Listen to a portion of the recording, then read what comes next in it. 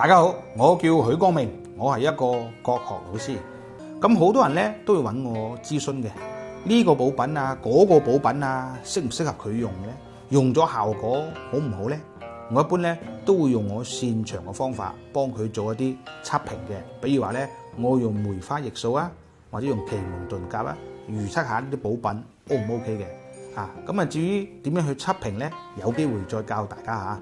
其實咧最好嘅養生咧，唔係花錢去買補品，而係咧先停止傷害你自己嘅身體。濕氣重嘅朋友咧，唔好急住飲啲氣濕茶，要試下咧先戒咗呢啲雪糕冰凍嘅飲料少食一啲生冷嘅海鮮控制咧甜品水果呢啲嘢。每日咧曬下太陽，行下路，比乜都好用嘅。氣血不足嘅人咧，唔好急住去買咩人參阿膠先咧食米飯，將個米飯食飽佢。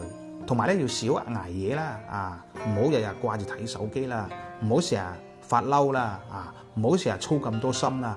俾你食10次阿膠咧都補血嘅。咁脾胃唔好嘅人咧，每日朝早咧摸下自己嘅肚記住咧唔餓咧就唔好食。